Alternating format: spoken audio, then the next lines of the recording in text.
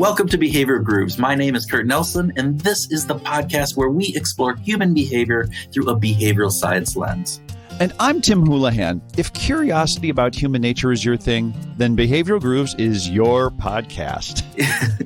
Sounds silly, doesn't it? But yeah, it is. In this episode, we explore the importance of conversation in our lives, and we do that with Chuck Wisner, the author of The Art of Conscious Conversations. The book takes a deep dive into the DNA of conversations, exploring the components and complexities of talking with others. His insights are built on a fascinating mix of careers, from an architect to personal coach, with a stop-off as a mediator at the Harvard Law Mediation Program.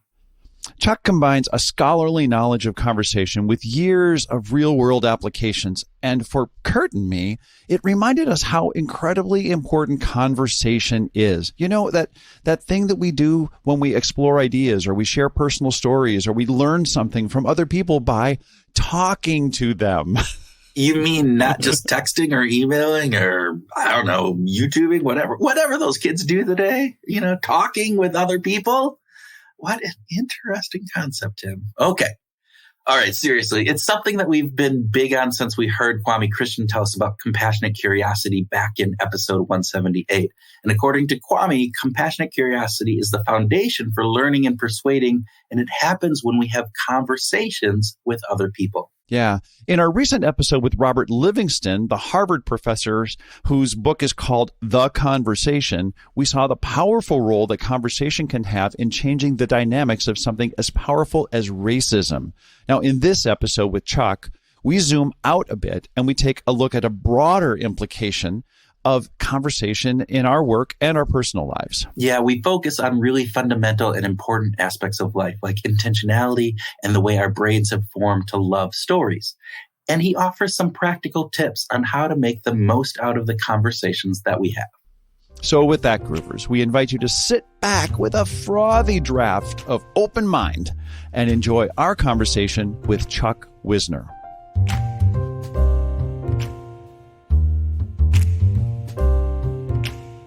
Chuck Wisner, welcome to Behavioral Grooves. Well, thank you for having me.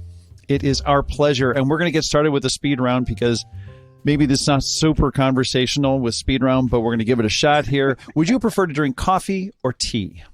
Coffee. Okay. If you had a dinner guest, would you prefer to have dinner with your favorite athlete or favorite musician? Musician. Oh, you had to think about that one. That was because I had a third option. Oh, okay. All right. A musician athlete combo or what? No. Probably a teacher, like the Dalai Lama or something like that. Oh, wow. Okay. So if you had the choice between that teacher, a musician, or an athlete, you would pick the Dalai Lama type person? Is that where you're going with that? Yeah. Yep. All right. Perfect. Dalai Lama would be that he's never come across. We've never asked that question, but I think we should now. There we go. All right. Okay. So which would be better for you? A vacation with a fixed itinerary or no itinerary at all? If I had to pick between those two, no itinerary. Okay. Yeah, that would have been my guess. Are you one more that's a combination? Like you have some idea, like you get there and do things, and then kind of free flow from there? We've had lots of people who said, "Oh, I need to have that first 2 days fixed, but then I want it clear from there." So yeah. Well, my wife has trained me very well to make sure our flights are good and we have a place to stay. and beyond that, it's like, let's see what happens. Yeah. We just came back from Paris. We were in the Loire Valley for 5 days and in Paris for 4 days. And so our trip was like that. Nice. Fantastic. Okay, that's a different conversation. Yeah. It is. Are the stories we tell ourselves the truth about who we are, or is there more to it than just the stories we say? Well, the stories we live by and tell ourselves and tell others are, they're essential to our identity. They're essential to the roles we play. So in any given day, I'm a father, I'm a husband, I'm an advisor, I'm all those things. So they're really critical. But the distinction I like to make is that they're beautiful and they serve us well until they don't. And when they don't serve us well, it's because we're attached to them And when we're attached to them, then when we run against someone that has a different perspective or a different story, then our story doesn't serve us well, because we either get defensive, we get afraid, and we run or we fight or we freeze or whatever. So that's the distinction I like to make. Beautiful things, and also there are stories that we have about ourselves and about others that don't serve us well. Does that answer your question? That, I think, is exactly what I was looking for from basically the conversation that I think we're going to have here, because we're going to be talking to you about your book, The Art of Conscious Conversation, Transforming How We Talk, Listen, and Interact. And I think that was one of the key things that, as you were talking about that, is this idea that we tell these stories about ourselves, and they work well for most of the times, but sometimes they don't. And when they don't, we need to be rethinking them. So just to give our listeners a little bit of a preview, can you tell us, like, what was the impetus for this book, and what are you trying? What if there's, the main kind of component out of it? I know it's the art of conscious conversation. And so help us understand a little bit about what got you interested in writing the book, and what you want people to take away from it. Okay. Long story, but no, bring it on. That's what stories are. Here we go. So I was an architect in Boston for many years. I went to school for architecture in Boston, and then I worked there, and I was in a firm, and I became an associate and then a partner. In that process, we had a partner who was an alcoholic. I might mention this in my introduction. And when we were 7 people hanging out, it was not a problem. But when we grew to 40 people or more, then this partner became problematic for our clients and for us and our employees. So we hired in help. We burned through 2 useless consultants that basically didn't tell us anything we didn't already know, and which is the reputation of consultants. And then we hired in a woman. Her name was Linda Reed. And she came in, and I was just like taken by what she did. She came in, she actually listened, asked a lot of questions. And then she came back to us with sort of an assessment about what was going on, what role each of us were playing, what the dynamics were between us, and helped us navigate conversations to get to the other end, to get to a solution that worked for everybody. And I like, what she did felt like magic to me. I mean, I was a good architect. I knew what I was doing, but then she came in and this whole other world opened up. And in a way, I think I was not triggered. I was like attracted, because since very young, I've had a philosophical and a psychological and a spiritual sort of interest in during my life. And this was like, wow, she's actually applying that to our mess. And so that was a change in career. And then there's a story about how I lucked out because I gave up architecture. I quit. And then I started this new world, and I ended up being very lucky with who I connected with, some programs through MIT. And over time, we were doing great work with clients whose lives were really transforming with the work. And so Linda had done this work around the ontology of language, the power of language and who we are because of language. And I ended up doing that program. So now we skip ahead 10 years, and I had a really lovely client at Chrysler who ended up at Toyota, who we had cocktails one night, and he said, geez, I love all these things you're teaching us. It's emotional intelligence. It's about our stories. It's about conversations, but I don't know how to connect the dots. And that stuck with me. And then it took a while where that was sort of like going around in my brain. And I think a year later, it dawned on me that in my studies, there were these 4 types of conversations. And I realized that the structure of those 4 conversations held a lot of complexity and a lot of different practices, because each conversation requires something different from us. And so then that just started. I said, well, I've got to share this with people. And that's what started the book. That was a while back. And then I was diagnosed with leukemia. Whoa. And that was a life-changing event. So the book got put on hold. and I'm fine. I'm actually am very blessed around all that. But then I picked it up again 5 years ago or so, and here we are. There's so much to unpack there and to address, leukemia being an amazing thing to survive. So congratulations on that. I'm curious about you sounded like you talked about sort of arriving at these 4 quadrants of the conversation pretty easily. I was kind of wondering, like, was there a 5th or a 6th that just didn't quite make the cut, or were there 3 and like, no, I really ought to have 4? But did it actually, these 4 sort of manifest themselves pretty easily? Yeah, they're sort of embedded in when you study language and you look and you take it apart, you sort of deconstruct. There's only 5 speech acts that we could take any of our, I'm simplifying a bit, but there's 5 speech acts that we could take any of our sentences and our words and break it down into those speech acts. And then you take that and you go, okay, and how does that fit into the conversations? There is a conversation that I didn't include in the book that I sort of quietly embedded in some of my language. And that's a conversation for a conversation. So, okay. That sounds a bit meta.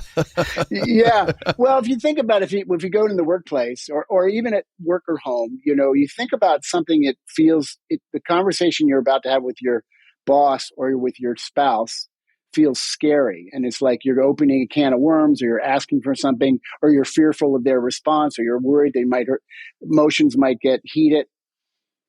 A conversation is a conversation. It's like, instead of jumping right in, you can say, I've been feeling X, and I have a concern about how we're doing this together. I'm concerned about the outcome of our project. I would really like to have a little time to talk to you about that. Mm. And it sounds so simple, but what you're doing, you're actually tuning up. You're actually inviting the other person. You're giving them a chance to tune in. Like, oh, he wants to talk about that. And then everybody has a little time to tune in and tune up and get ready for the conversation.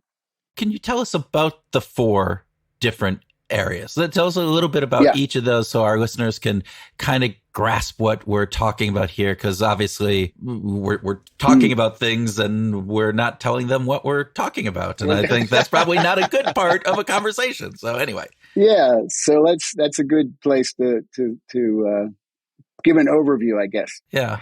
So the first conversation is storytelling. And that is that's a very, very much a part of our lives, as we've talked about a bit.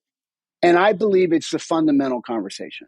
Okay. I believe that the other conversations, while we're in them all the time, if you want to get better at the other conversations, which are collaboration, creative conversations, and commitment conversations, you have to start with looking at stories, whether it's your story or someone else's story, the story someone else is bringing into a conversation. Because every interaction we go into, no matter what role we're playing, we are bringing a story to that conversation. I believe this. I judge something this way. I have standards that I think this should be done and not that should be done. And we actually bring all that in a very unconscious way because our stories are so comfy and so much part of who we are that we can forget that it's a story and it's not everybody's story. Interesting. Yeah. And I think I just want to stop you for just a sec before we get to the further one, because it reminds me that I think it was W.H. Auden said that I should just be eliminated from the language because everything that's coming out of us is I.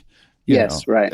Even when we're saying you to a large degree, we're still saying I, right? Yeah, we're judging somebody else based on our story. On our story. Right. Right. Okay, excuse me. Okay, so. Yeah, no, that's great. And so the value of stories is not to give stories up, but to become more conscious of the stories we hold, especially the ones that create tension or uncomfortable situations in relationships. The stories we hold, because if we can take them apart, if we can get out of just saying, this is my story, but we understand there's thinking under the story. If I have a story, this shouldn't be happening, there's a bunch of stories underneath that story that I adopted from my family and my culture. Like what's right, what's wrong, what's good, what's bad, what's beautiful, what's not beautiful. What's a good leader? What's a bad leader? What's a good father? What's a bad mother?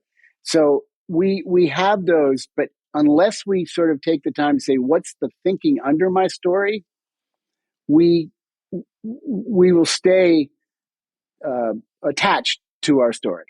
Does that make sense? It does. It does make sense. And I think part of what you're saying is that, as we talked about at the beginning, those stories serve us well for the most part until they don't. Mm-hmm. And so we have to be able to understand where those stories came from before we can let go of them when they start not serving us well. Is that right? Yeah, that's right. And it's not to say that the stories are old stories are inherently bad. Right. I just want to elaborate on this idea that what you're urging listeners to do and readers to do is just be aware, examine those stories. Right. Examine those stories. Yeah. Okay. We talked with Melanie Green, who's a professor at Ohio State University, and she does a lot on narrative and storytelling and talking about the narrative immersion and transportation into the narrative of actually in more of a story part, right? So when you're telling people, when you're trying to convince them to change a belief or different pieces, is being able to get them into the story.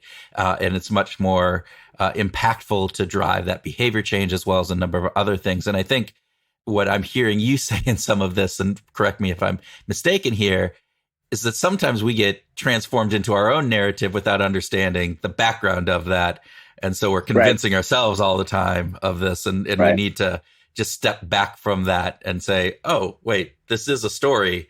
Let's make sure I understand where the story's coming from. So where is it coming from? Yeah. And the other piece to it is that when our stories aren't serving us well, there's definitely emotions involved. Yeah. So if we're upset with a colleague, or we're upset with a spouse or a partner or our kids, that they're the ones that upset me the most, my children, my adult children, that we have the emotion, we react from it. But interesting, if you say, okay, look, I'm feeling angry, there's a story that's driving that anger that we're generally not conscious of. So if we take a minute to go, wait a minute, what's under this emotion? Why am I upset? What am I afraid of? What happened that I think shouldn't have happened? It's those kind of stories that are under the emotion. And then we start really being able to unwind it and go, oh, I see. I have a belief that a leader shouldn't behave that way. Yeah. Do you think this analysis or this ability to examine, does it come from a mindset or simply a self-awareness? How do you think that someone should develop this ability? I think it's a really interesting process, because I've worked with lots of people that I think were served in different ways to be able to become more self-aware. I'll give an example. Some of my hardest clients are engineers. Mm-hmm. They're trained to have the answer. They're trained to solve problems in a linear fashion, very rational. And they could look at some of this stuff and say it's all hocus pocus, it's just, soft stuff. But when they get it, when they get caught in a judgment, and I say, let's take that apart a little bit, and they really get it, they see that their ego is glued to their story and they're damning people without any self-reflection. And when they get it, they fall really hard. Interesting. Yeah. That is a big change. Kurt and I see sort of the same thing in the behavioral science world of people saying, no, I'm not biased. And then you can walk them through an exercise and where they reveal to themselves that they do have biases, and boom, it's kind of in large degree, the same thing happens. Okay. So that's the storytelling. What's the next story that we should talk about? So let's say say we're doing a business meeting, we're talking about strategy, or we're talking about a stretch goal or something. And each of us came into that meeting with different levels of experience, different levels of authority in the business, but we each come in with our position like a fist. Really, we feel really strongly. A social example might be better. Like, we all could have a really strong opinion about gun control or about abortion. But we come in with a really hard fist. And the conversations end up being a bunch of fists pushing on each other. Right? And of course, we've all experienced that. The trick to the collaborative conversation is, can we then come into that conversation with that open hand instead of the fist and go, here's my concerns, here's how I'm thinking, here's why I believe this is the right thing to do, here's what I think success would look like. Then all of a sudden we learn from each other. There's a bit of vulnerability in that, though, right? And I think that's maybe why some people don't. They come in with that closed fist, because if the other person isn't reciprocal to that, they can use that information against you potentially. Again, maybe not happening, but there's that fear that could happen. Is that true? That's true. And it's also true that you might have that fear because you haven't done your work to say, okay, I have my story. I understand my story. I'm willing to hear other people's side of the or other people's perspective. So we haven't done our work. But also, I think if you really do your work and you understand how conversations work based on stories and getting hooked on them and all that, and the fist fighting, if you do that work, opposite what you said, I think we have a leg up on a conversation. Yeah. Because I can enter and go, wow, I can see this person is really upset. Let me stop. Because the other part of this conversation, the critical part, is there's advocacy and there's inquiry. Yeah. And we generally are trained to be advocates in a big way and win the argument and have the right answer. Well, the poor second cousin inquiry is actually the more artful part of a conversation, asking good questions, sincere questions. I really want to understand how you feel this way. That's the art of the collaborative conversation. It also sounds like if you're coming in, I love this idea. The metaphor is so beautifully descriptive of the open hand versus the closed hand. And with the open hand, it seems to imply, and correct me if I'm wrong here, Chuck, but I should also be open to hearing new information that might influence the way I feel. That's right. Yeah. See, if you have an open hand and you're realizing, look, my story isn't the truth, and other people have valid perspectives, then that you are then entering with a more open mind, right? Yeah, with an open fist equates to open mind. Closed fist equates to closed mind. Yeah. I love that. All right, so collaborative, we're moving there, and then the next one is creative. Help us understand creative. So there's a couple components here. I think this is the toughest conversation because it's the least easily explained. Okay. One, there's the part of this is educating ourselves about how the brain works and re-engaging with our creative minds. So through the Industrial Revolution and all the progress we've made, the rational mind, the left side of the brain, has been the ruler. And the right side of the brain, which is more the creative, intuitive, flexible part, has been a second cousin or stepchild, right? And there's actually a whole lot of research. I can't recall his name right now, but he's written a book, and he really says, the right brain is the master and the left brain is the servant. And love that. Another person that we can quote is Einstein, who said, all my best ideas come when I'm out for a walk, not looking for the answer, and that's the intuitive piece.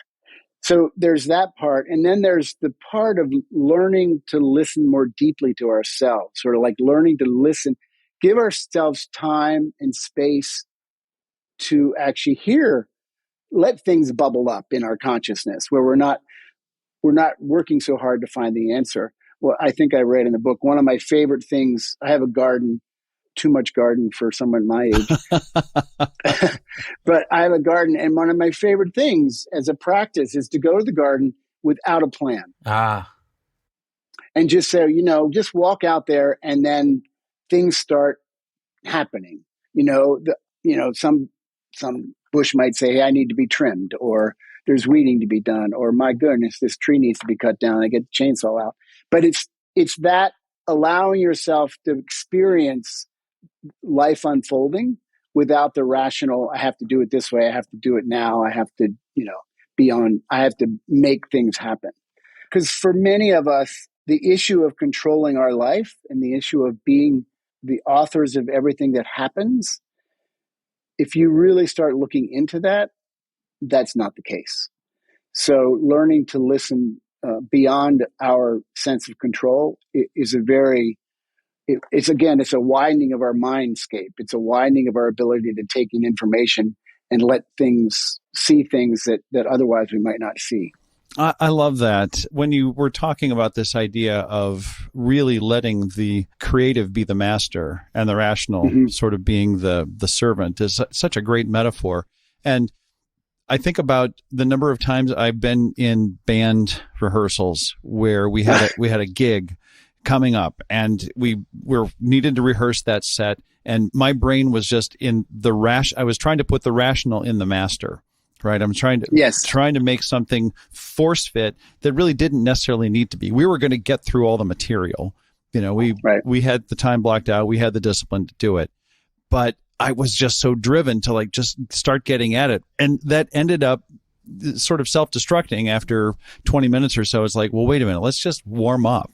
Let's actually, let's tune the instruments, basically right. like let's just relax a little bit and let the garden speak to us. We're in the same room to do the same thing. So let's let that happen. I guarantee if people experiment with that, I drive my family crazy and sometimes my client, because when they're all tensed up, one of my sayings is relax, something will happen. But a lot of people don't like that, but it's guaranteed that something will happen.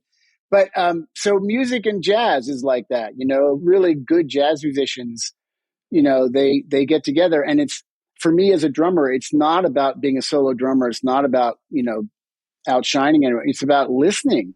It's about, whoa, what's that bass player doing? And are we in sync? And, oh, the piano player is taking a riff, so I think I'll move to the hi-hat. It's that kind of total listening. And then, you generally your body will just respond. It's interesting. It's about being in the moment and adapting to what that moment is requiring. I mean, the jazz example is perfect to that, right? You said, oh, the pianist is doing this, thus I am going to adapt. I'm not going to just continue with my, whatever beat that I'm doing, because that no longer fits with the moment that we are now in. And if I do, it throws everybody off. And that's what I'm hearing you say in conversation, is being able to, again, going back to the story, understanding what is the story, where I'm coming from, coming with that open hand to be collaborative. And now it's about, all right, so now the open hand is out there. Now let's just pay attention to what's going on so that we can create and be something come out of whatever it is that we're working from. Yeah. And these two conversations, collaborative and creative, are like joined at the hip. Because if we're in a really open-minded conversation, I'm learning from you, you're learning from me, and we're going, wow, I never thought of it that way. Right. The next thing that happens is there's ideas coming into the room that said, oh, we don't have to do it that way. We could do it this way. Yeah. But it's only happens in that space of open-minded collaboration and open-minded allowing ideas to bubble up in that space. Yeah. But the fourth conversation, commitment, is different. Yeah. That's right. Tell us briefly about that. Okay, so I have a little bit of something to say before that, because so far we know about. I think of a spiral, like a spiral opening, and when I'm stuck in my story, I'm at the bottom of the spiral because I think this is what the world should be, and this is my story.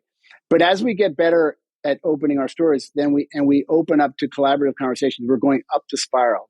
And then we go to creative conversation and we're wide open. It's like quantum physics. There's so many opportunities out here. Can we see them? And then the commitment conversation is a collapse. Yep. It collapses back down to a point that says, okay, who's doing what by when? Right? Yeah. Because it is the decision, the action conversation. So what I wanted to say before I do too much about that is that what I see all the time is what I call a conversational bypass. And the bypass is we love our stories and we love the action conversation, the commitment conversation. So you're in a meeting and people are telling stories. The boss might have his position. Of course, his voice gets more authority than anybody else because that's another story about authority. And all of a sudden someone says, or he says, or she says, okay, what are we going to do? Mm-hmm. And then we make a decision and we move on. Many times to revisit it 2 weeks later because we made a bad decision. But what happened there is we bypassed the two middle conversations. We bypassed collaboration. We bypassed creativity and went right from storytelling to commitment. And the response I often get is, we don't have time for this. Yeah. And I say, you know what? You don't have time not to do this, because how many bad decisions have you made? How many decisions have you made without the right information or without listening to other perspectives and discovering other solutions? Mm-hmm. So we're not talking about days. Give your team 15 minutes to chew on something. Yeah. Before you make the damn decision. It sounds like such a radical idea. Let's just take 15 minutes. In corporate worlds where the hour-long meeting is dead, that 30-minute meetings are the standard now. And to say an extra 15 minutes, like, oh my God, you're going to expand the meeting by 50%. Yeah. Well, my other take is that meetings are so badly done. So how many meetings are we in that is just storytelling? This is what my team is doing, and this is why it's important. And we're going around the table, and everyone's bored, and everyone's on their damn phone, right?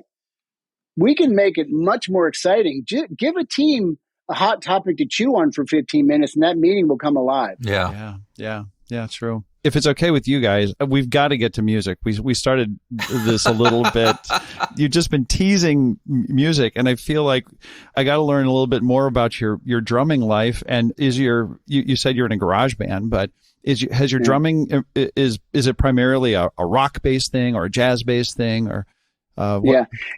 Yeah, I love to answer that question, but I think I shortchanged you guys on the answer to commitment conversation. Oh, I'm sorry. Excuse me. I'm sorry. Because I went. We talked about the bypass. Yeah. I did. I did bypass the commitment. There we go. I'm sorry. I'm sorry. I'm just anxious. Yeah. So I'll be short because I know you guys are monitoring time, I trust.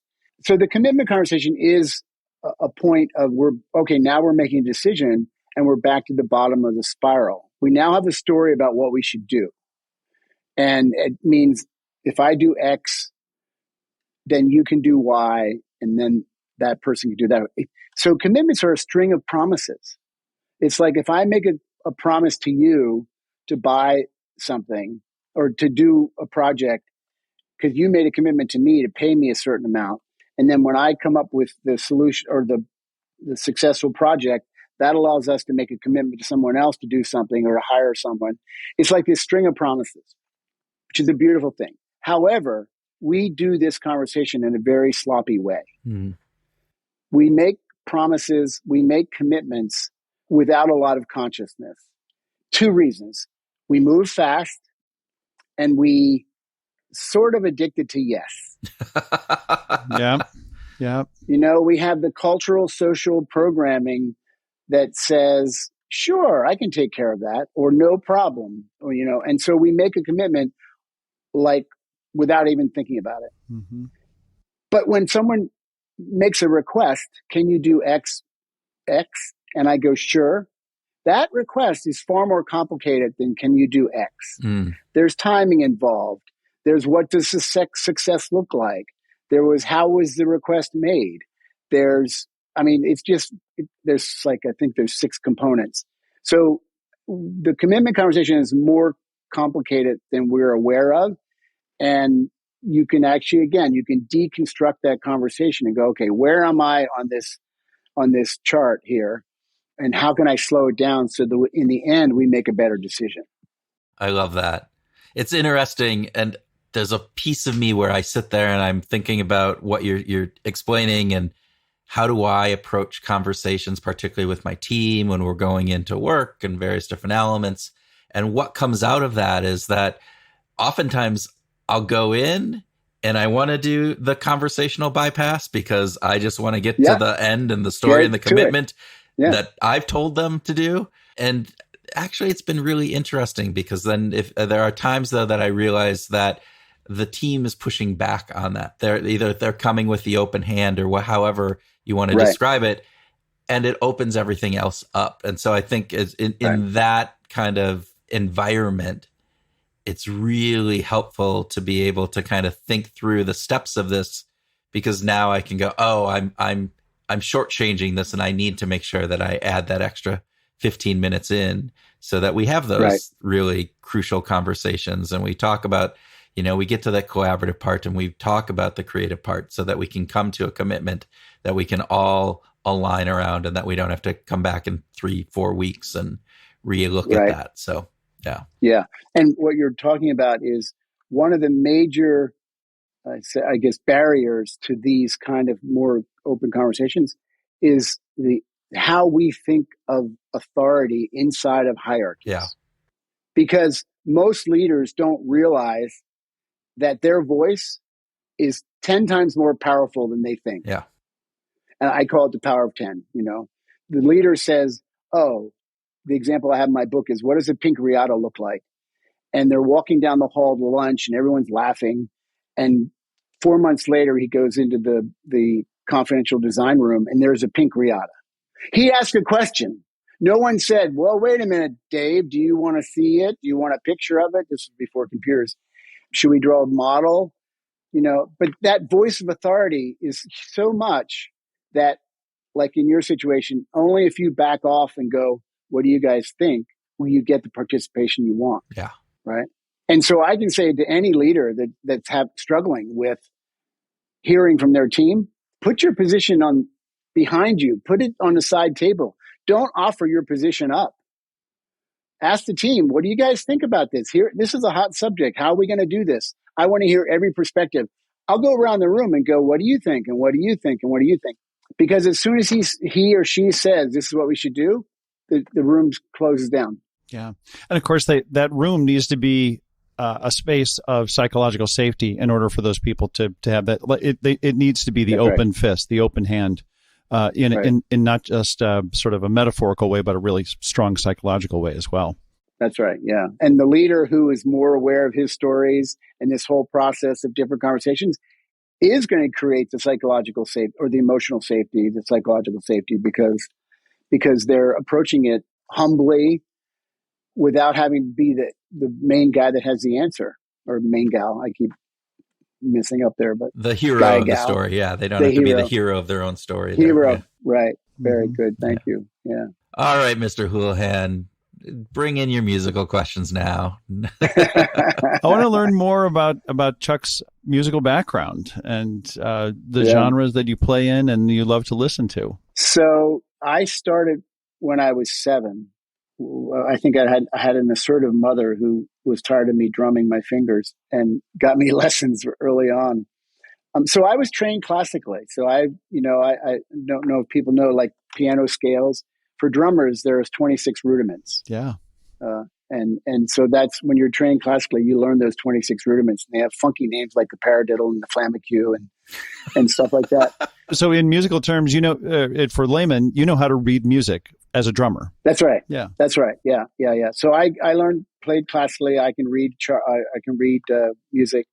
I also played the piano, which is a percussion instrument, because anything with a hammer is a percussion instrument. And then, so I was very lucky. I came from a small town in Pennsylvania, and I just a blessing. That school had an amazing band director. And so that was my life, partly because my family life was a little messy. And so that was my escape, and I just immersed in music. And I mean, this was unusual because we had a percussion ensemble in high school. When I was a junior and senior. There were only 2 in the whole country.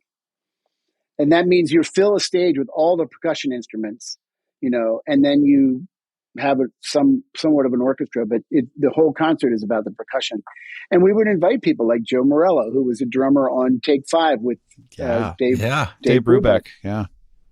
So he would be our guest for the weekend. We would study with him. So that was really amazing. And then I wanted to go into music. I wanted to have that to be my career. And I got bad counseling. My only mentors were people who were band directors and music directors. And I already was playing jazz. I already recorded music, rock and roll music. I was already on TV. And so I thought, wait a minute, why am I going to Penn State to be a band director? There's so much more. And I didn't go to college right away because of that. And then the draft happened, the Vietnam draft happened. Mm-hmm. And I ended up having a bad number on the lottery. I was the first year of the lottery.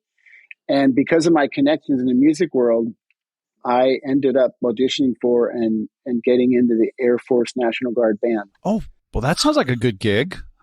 That was a good gig. Yeah, it was a good gig, but it lasted 7 years. Okay. Yeah. Anyway, and then it just, after that, I was in that band, but I was also in jazz trios and rock and roll bands during that time. And so the band I'm with now is a rock and roll band. It is. Our favorite cover is Delbert McClinton. I don't know if you he is. Love him.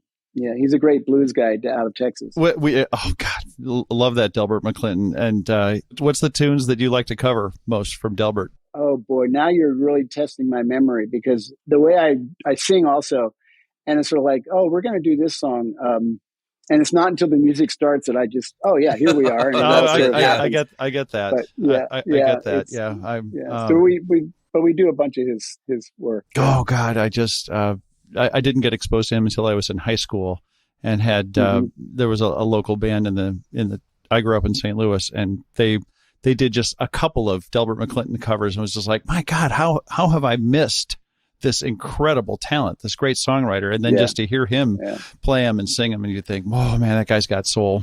He's really something. Yeah. I think he might be retiring. He's an older feller. Yeah, I would expect so. I haven't kept up with his career, but I certainly know that. Yeah.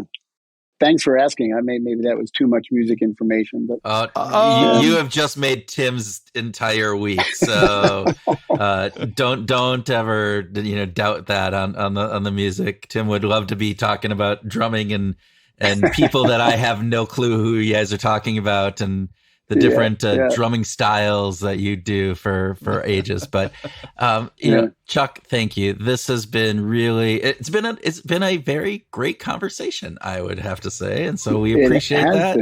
And thank you very much. Thank you very much. Thanks. Totally enjoyable conversation.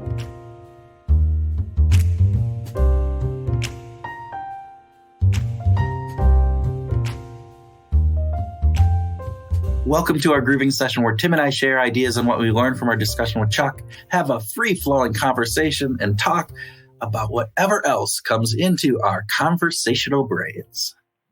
This time I was actually listening to you thinking, I think conversational would be a good idea. And it's the very first time in 300 episodes that or more that I actually thought of the same word that you thought. Oh, yeah. Yeah, I thought of the word conversational. We're finally getting on that groove where we can, answer each other's whatever. You were supposed to say sentences. We are not on that groove. Okay, maybe it's not that much of a groove. Maybe it's just good luck. Anyway, well, we'll keep working on that, where we can answer each other's sentence. Oh, there you Question. go. Yes, we got to work on timing, though. Yeah. All right. So Chuck's conversation, this episode, what we do is conversation. I realize that. Yeah. On this podcast, we have conversations with folks, and from those conversations, we hopefully are able to take some insights out and to share those insights with our listeners. But really what this podcast is it's a big, long conversation with lots of different people. I love that framing, actually. I think that's fantastic. I've always liked the idea of having a conversation with a guest rather than interviewing them. Interviewing just seems so, I don't know. It's in the documents that we send out to the people that we do talk to, right? It's like we have a conversational form We like to have conversation. We are not gotcha journalists. That's one of the things that we put into all that pre-read material. So maybe it's intentional. Maybe we are intentional about the type of conversations that we're having. So you're leading into this idea about being intentional about our conversations, right? Well, it's one of the things that Chuck talked about, right? This idea that too often we just go with the flow, and oftentimes, particularly as we think about conversations, we have to understand and be intentional about them and understand what type of conversation that you're having. This is one of the things that I thought Chuck did a very nice job in the book. I don't know if we really got into it as much in the podcast here, but this idea of the 4 different styles and kind of either how things go in these conversations, the storytelling component where we tell stories that underlies all of conversations, right? I mean, even we are all about these stories, but then collaborating. So you have conversations to collaborate, to work together. You have conversations to be creative or to create, stories to build, to explore. Oh yeah. But then this, the last one is a committing, this understanding what we are agreeing to, making that commitment. And I think if I was to dig into any of these, where I think particularly business leaders miss is this one, right? This idea that we need to align around commitment and making sure that we don't overlook the step. I couldn't agree more, Kurt. I think that commitment is a fantastic conversation in the business world. Chuck kind of alluded to this. We didn't get into it enough, but this idea of asking questions and using the commitment as a way to, of course, it narrows the funnel, right? It's the end of the hopper, kind of in his graphic design. But we shouldn't speed past this. We should take time to really make sure that we are aligned, that we really understand each other, that we're clear. And that could require more questions, maybe require more explanation. But I think it's a very important thing for us to do. I find it important every day. Let me just say that. And I think there's clarification that needs to happen in this, because we live in our own heads. The idea that when I'm talking and hearing my words resonate in my own head, and I know the intention that I have behind those words and what I'm implying. Right. But when you're listening to me, you're listening in your own head. Yeah. And your interpretation of those words. And though that interpretation that you have and the intention that I have may not be the same thing.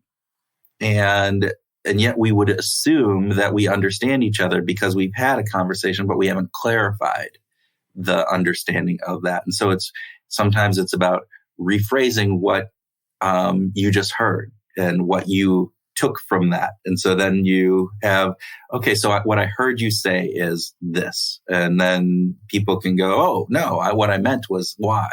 Or as a result of this, you want me to do X is another thing. Or as a result of this, I want you to do these things. Are you good with that? Kind of making sure that we get those clarification questions that you talked about. It reminds me of that little game that you can play. If let's say you have the happy birthday song in your mind and you tap it out. Oh, yeah. And you're singing the song in your head, but you're not singing it out loud. You're just tapping, and you think, well, this is going to be so easy. Dot dot dot dot dot dot. Like you're going to think anybody can get to that, right? Because I can hear it in my head. I'm tapping it out to you, so of course you're going to get it. Yeah. No way. Like basically no one, can get whatever song you're tapping out, because all they're hearing is the tapping. Yeah. You're hearing the whole symphony in your head, and all they're hearing is the tapping. And I think that that's a good metaphor to think about when it comes to this conversation, is that we are thinking of the whole symphony, and basically we're doing more than just tapping most of the time, but still the words could be incomplete. We have to take more time to be thoughtful and to be intentional about it. It's funny you bring that up. I saw Adam Grant speak one time, and he had the entire audience of 12,000 people, right, pair up and do that exact, exercise. The only people that got it were "We Will Rock You" with Queen. Oh yeah, especially if there's the hand clap. Yeah. And I think that was probably out of it, but that was the only one. So, but okay. So yeah, we need to understand the symphony behind people's words. And I love that idea. So what else? What else about Chuck? I loved Chuck's metaphor of opening our hand and our minds to conversation. That's just so brilliant. First of all, it's not only a beautiful metaphor, but it reminds me of our conversation that we had with a neuroscientist who was talking about how we talk with our hands because there is something expressive about that. It doesn't mean it in some ways we have the words. It doesn't mean anything that we move our hands but actually it does. It's connected unconsciously to the way that we talk. So when we open our hands, we are literally connecting to that message to our brain and opening our minds. I think it's a really cool thing to physically do when you're in a conversation, is to not grip your fist tightly.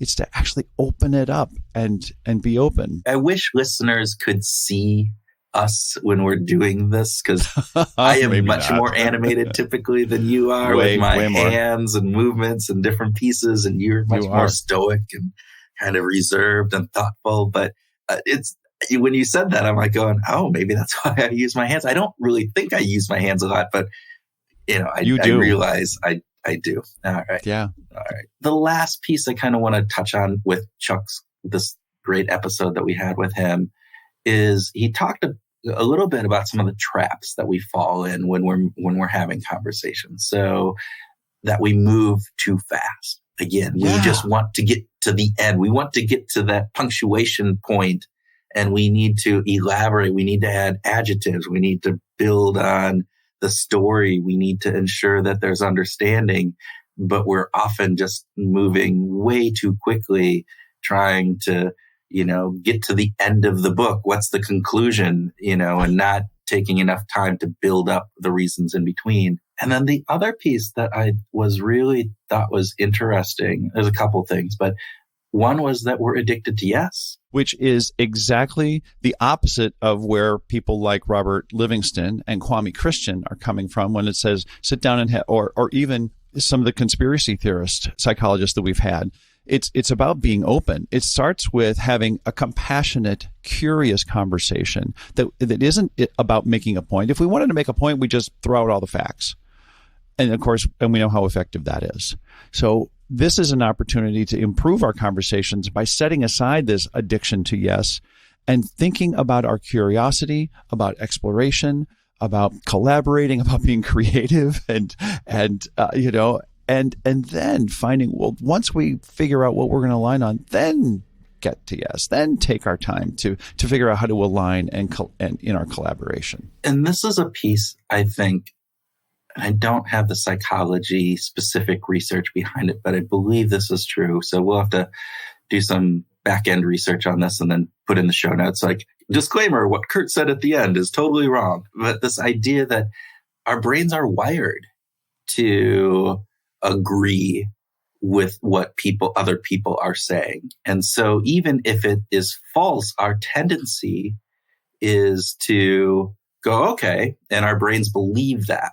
And this idea that we're addicted to yes isn't just about saying yes to inquiries from people or saying yes to do something. That's a part of it. And that's a big part within business and organizations. We say yes too often, and then we get overloaded with work, and we should be saying no more. But it's also saying yes to what the content is saying. And this compassionate curiosity, this keeping your open hand, is saying you need to push back on how your own brain is interpreting what people are saying. Absolutely. And with some skepticism, with a little bit of, why do I know that's true? Why do I know that is a yes? Why do I know that's something that I should be concerned about? And I know my natural tendency is to, somebody gives an argument and I go, oh yeah, that's great. And then somebody else gives a counter argument and I go, oh wait, that's good too. And then I'm following a tennis match and I'm just going, over here. And I think that's a natural tendency that we all have. It really is. And that's a critical trap that we fall into, is of course believing our own bullshit too much. But the last part about this traps is, and I'm so glad to hear this because this is something has been a part of my own career and been following leaders for a long time, and noticing how leaders in organizations talk is that their voices can be 10 times louder than everyone else. That when they say, oh, I think this is a really good idea, you've got, 20 people in the room who are like, okay, that's what we're going to do. Yeah. Then we just heard the leaders say, that's a good idea. Or I'm not so sure that that's going to work. Then you got 20 people in the room going, okay, now we got to figure out how to justify it or move on to the next thing. Those messages are very, very loud, and they have a lot of impact on people. And leaders especially need to be really intentional about the kinds of conversations that they have and the way that they frame those conversations. The words that they use are important. It goes back to Vanessa Bonds. When we talked with her, she said Absolutely. The same thing, that with great power comes great responsibility, to paraphrase Spider-Man. But this idea of as a leader, you do. I mean, the conversations that you have, people are listening much more intently, and what you say offhandedly or jokingly or in a side comment can change how, a vast, big part of your organization all of a sudden is moving in a different direction because of an offhand comment that you made or a joke that you thought everybody understood. Again, going back to, did everybody understand I was joking? I wasn't really meaning that, and all those different things. So, all right. Well, that probably is a good place to wrap this episode up. What do you think? I'd say yes. Yeah. I think we had a pretty good conversation on this. Don't you, Tim? Oh, I agree. I think that there's a lot to take away from this, and, how we need to be aware of our conversations unfold and the aspects that we can inject into them. All those things I think can help us better both in our business lives and our personal lives. Agreed. So listeners, we want to thank you for sharing this conversation with us. You're part of this conversation, particularly if you go out and talk about this conversation online or in another format where we can actually have a back and forth coming with you. So we would love for you to go out. And another way is you can start your own conversation with others by talking about behavioral growth. Okay, so we don't have to be so subtle about that. Yeah, actually, we think that would be a great conversation starter for a pretty good story. It is a good story, right? You can start that. I mean, come on. You can have that conversation with a friend, a coworker, someone you just met on the train, right? Oh, on the train. Yeah, of course. Right. Okay, we're pushing it a bit. Yeah. Right. But please do have a conversation with other people about the show. I mean, honestly, we would really love that if you would. And it can show, this would be a great show of support for us as we continue to grow and we continue to expand the insights that we bring to you. So we would really appreciate that. Yeah. And with that, we hope that this week you go out and have a conscious conversation that makes you groove.